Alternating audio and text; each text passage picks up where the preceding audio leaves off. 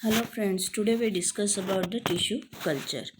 The question asked on a tissue culture is for 1 mark, 2 marks and the 4 marks.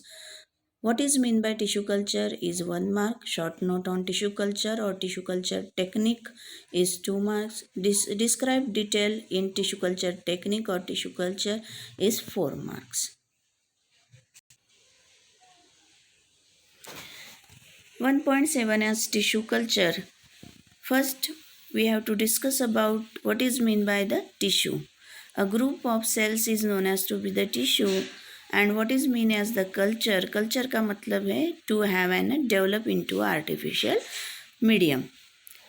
Tissue culture का एक साथ अगर हमें मतलब निकालते हैं तो ऐसा बोल सकते हैं कि कुछ ग्रुप ऑफ सेल्स को एक आर्टिफिशियल मीडियम में डेवलप करने के बाद उन टिश्यू से कुछ ऑर्गन्स जन्म लेंगे या फिर उससे धीरे धीरे ये सारे ऑर्गन जन्म लेते लेते एक नए कंप्लीट इंडिविजुअल को जन्म देंगे. So here we have to discuss tissue culture in a plant. Sometimes tissue culture which are also carried in organisms or animals. Tissue culture हम कुछ समराइज पॉइंट से डिस्कस करेंगे. It is a method by which a small amount of plant tissue is carefully grown to give many plantlets और new individuals. ऐसा बोल सकते ये एक ऐसा मेथड है जिसमें प्लांट के कुछ टिश्यू निकालेंगे. टिश्यू कैसे होने चाहिए तो टिश्यू मेरिस्टेम अपाइकल मेरिस्टेम वाले बोलते हैं या हम बोल सकते हैं कि जो फास्ट ग्रो करते हैं ऐसे टिश्यू लिए जाते हैं. केयरफुली ग्रोन का मतलब होता है कि एक खास लेबोरेटरी असेप्टिक कंडीशन का मतलब है कि जिस किसी प्लांट के टिश्यू हमने डिसेक्ट किए हैं या टिश्यू कल्चर के लिए सिलेक्ट किए हैं वो टिश्यू वो प्लांट किस एनवायरनमेंट में ग्रो कर सकता है, किस टेम्परेचर पर ग्रो कर सकता है, किस न्यूट्रिएंट और किस हार्मोन्स एंजाइम्स में ग्रो कर सकता है. ये सारी चीज़ें जिस तरीके से एक खास एनवायरनमेंट में दिया जाता है या लेबोरेटरी में दिए जाते हैं तो उसे केयरफुली ग्रोन कहा जाता है. इन टिश्यू से इस मेथडोलॉजी से धीरे धीरे छोटे छोटे प्लांटलेट्स यानी पौधे बनना शुरू हो जाते हैं, एक नया प्लांट बन के रेडी हो जाता है. तो it is called the tissue culture. The tissue taken for tissue culture is have an cellular totipotency. अब जो टिश्यू हम सिलेक्ट करने वाले हैं उस टिश्यू को उसकी एक अपनी एबिलिटी होनी चाहिए जिसे कहा जाता है cellular totipotency. What is mean by the cellular totipotency? Cellular totipotency का मतलब क्या है? सेलुलर टोटीपोटेंसी मीन्स ऐसी सेल्स की अपने आप की क्षमता जो खुद ब खुद इस क्षमता के अनुसार सेल डिवाइड होती चली जाएगी धीरे धीरे. और हम ऐसा बोल सकते हैं कि धीरे धीरे डिवाइड होने के बाद कई अलग अलग टिश्यू को जन्म देंगी. वही कई अलग अलग टिश्यू धीरे धीरे अलग अलग ऑर्गन्स को जन्म देंगे. May be for an example root, stem, branch, leaves और finally makeup into a mature plant. और फाइनली एक कंप्लीट पौधा बन के तैयार हो जाएगा. बट कंडीशन क्या है? If it is kept in appropriate environment यानी उसका अपना खुद का जो एक खास एनवायरनमेंट है उस खास एनवायरनमेंट में रखा जाएगा. सो हम ऐसा बोल सकते हैं कि सेलुलर टोटीपोटेंसी की डेफिनेशन क्या होगी? The cellular totipotency is the ability of a single plant cell to divide and differentiated into a mature plant if it is kept in appropriate environment. Cellular totipotency इसका definition एक mark के लिए भी कभी कभी अलग से पूछा जाता है. नेक्स्ट, द कल्चरिंग और ग्रोविंग आइसोलेटेड प्रोटोप्लास्ट और सेल्स और टिश्यू और organ on a medium under controlled aseptic conditions to produce plant or plant parts is called tissue culture technology.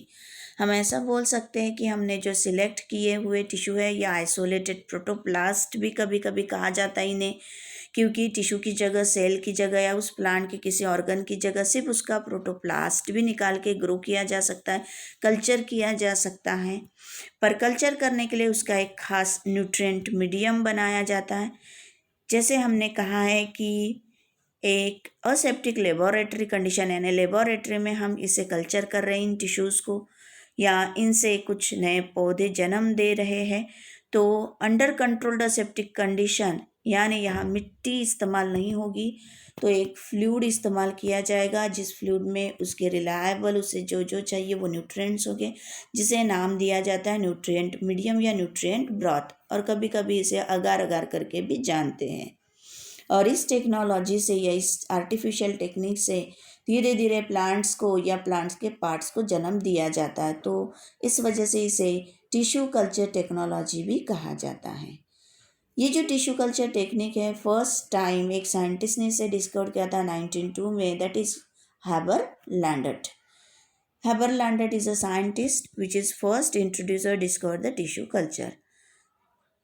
कभी कभी साइंटिस्ट का नाम एक मार्क के लिए, मैच द पेयर के लिए, फिल इन द ब्लैंक्स के लिए भी पूछा जाता है। Next we have to discuss some of the terms use for. अब टर्म्स का मतलब क्या है, यहाँ कुछ व्याख्याएं दी गई है, उस व्याख्याओं को हम डिस्कस करेंगे। अब टर्म्स कैसे आई, तो जैसे जैसे टिश्यू कल्चर होता गया, यानी टिश्यू कल्चर होता है तो उस टिश्यू के साथ साथ समय के साथ जैसे स्ट्रक्चर बदलता है या ग्रो होता है, तो ग्रो होते होते उनकी नाम भी बदलना शुरू हो जाती है। जैसे टिश्यू लेते हैं तो उन टिश्यू को पहले एक्सप्लांट कहा जाता है, कुछ समय बाद वो ग्रो होके एक मल्टी सेलुलर स्ट्रक्चर बनता है तो कॉलस कहा जाता है। यही कॉलस स्टेप बाय स्टेप जब अपने आप में धीरे धीरे ऑर्गन्स को ग्रो करना शुरू कर देता है तो मॉर्फोनोजेनेसिस या ऑर्गेनोजेनेसिस कहा जाता है। फाइनली पूरे ऑर्गन्स डेवलप करने के बाद एक कंप्लीट प्लांट अगर बन जाता है तो उन्हें multiple copies of such original plant clones कहा जाता है। तो ये जो टर्म्स है, ये टर्म्स कभी कभी एक मार्क के लिए, मैच द पेयर्स के लिए भी पूछी जाती है। Explant, it is a tissue और पार्ट एक्साइज और taken from plant which is choose for tissue culture technique. Explant क्या है? एक्सप्लांट मतलब ऐसे टिश्यू है जो टिश्यू हमने जिस किसी चोजन प्लांट से निकाले हैं या जिस किसी प्लांट को सिलेक्ट करने के बाद हमने उन्हें अपने टिश्यू कल्चर टेक्निक के लिए इस्तेमाल करने के लिए सिलेक्ट किए, उन टिश्यू को पहले एक्सप्लांट नाम कहा जाता है। यही एक्सप्लांट ग्रो होते हैं और ग्रो होने के बाद इनसे एक मल्टी सेलुलर स्ट्रक्चर बनता है या ग्रोथ ऑफ मास बनता है तो उसे कॉलस कहेंगे। It is produce due to growth of explant as growth of mass. Then next is a morphogenesis or organogenesis, the process of development of different organs such as root, stem, leaves etc. from the callus. इसी callus से इस growth of mass या multicellular structure से धीरे धीरे organs, root, stem, leaves, branches धीरे धीरे जन्म लेने शुरू हो जाती है, तो उस प्रोसेस को मॉर्फोजेनेसिस या ऑर्गेनोजेनेसिस कहा जाता है। Clones, the genetically identical organisms or exactly similar plants produced from the original parent organism or plant. Clone का मतलब क्या है कि जो हमने शुरुआत में टिश्यू लिए थे, उन टिश्यू से धीरे धीरे समय के साथ ग्रो होने के बाद एक कंप्लीट प्लांट बन चुका है। वो जो कंप्लीट प्लांट अब जन्म लेके रेडी है या बन चुका है, वो अगर हम मैच करते तो एग्जैक्टली सिमिलर या जेनेटिकली भी आइडेंटिकल सिमिलर अपने ओरिजिनल प्लांट जैसे नज़र आता है तो उसे क्लोन्स कहा जाता है। इसे ही हम बाजू में दी गई एक जो डायग्राम है उससे पढ़ेंगे। इस डायग्राम में हम देख रहे हैं मदर प्लांट दिया गया है। तो मदर प्लांट क्या है? मदर प्लांट का मतलब है कि यहाँ पर जो हमने पौधा सिलेक्ट किया था वो सिलेक्टेड पौधा या प्लांट जिससे हमें एक्सप्लांट या जिससे हमें हमारे लिए डेवलप करने के लिए जो टिश्यूज़ डिसेक्ट करने हैं उस प्लांट को मदर प्लांट कहा जाता है। हमने इस मदर प्लांट से जो टिश्यू सिलेक्ट किए हैं उसे एक्सप्लांट कहा जाता है। यही एक्सप्लांट लेबोरेटरी असेप्टिक कंडीशन, यानी हम पहले भी बोल चुके हैं कि लेबोरेटरी में करना या एक टेक्निक से करना है तो वहाँ मिट्टी नहीं होगी, न्यूट्रिएंट ब्रॉथ होगा या न्यूट्रिएंट का मीडियम होगा, फ्लूइड होगा। वही किसी बीकर, जार या टेस्ट ट्यूब में डाल दिया जाता है और उसमें एक्सप्लांट एक इनोकुलेटिंग नीडल से छोड़ दिए जाते हैं। इन्फेक्शन ना हो इस वजह से ऊपर से कॉटन प्लग लगाया जाता है। कॉटन प्लग से एक्सचेंज ऑफ गैसेस होते रहता है। कुछ समय बाद या कुछ दिनों बाद धीरे धीरे यही एक्सप्लांट अपने आप में ग्रो करके एक मल्टीसेलुलर स्ट्रक्चर यानी कॉलस बन जाता है। यही कॉलस धीरे धीरे कुछ समय बाद अपने टिश्यूज़ खुद ब खुद बांट लेता है और उन टिश्यूज़ से शूट यानी लीव्स बनाता है या फिर उसमें से कुछ टिश्यूज से रूट बनाना शुरू कर देता है और फाइनली छोटे पौधों की तरह मल्टीपल कॉपीज़ में बन जाता है। यही मल्टीपल कॉपीज़ हम लोग एक तो मिट्टी में, फील्ड में या पॉट में अलग अलग करके उनसे नंबर ऑफ प्लांट्स डिराइव्ड करके हम नेचुरल कंडीशन में सोन कर सकते हैं। इस तरीके से एक मदर प्लांट से या हमने जो सिलेक्ट किया था एक प्लांट, उस एक प्लांट से हम कई सारे प्लांट बहुत ही शॉर्ट ड्यूरेशन में, बहुत ही कम समय में लेबोरेटरी कंडीशन में आर्टिफिशियली ग्रोन कर सकते हैं। और इस तरीके से हम इस डायग्रामेटिक स्केच से टिश्यू कल्चर टेक्निक पढ़ सकते हैं। So it is most beneficial for the economic purpose. Thank you.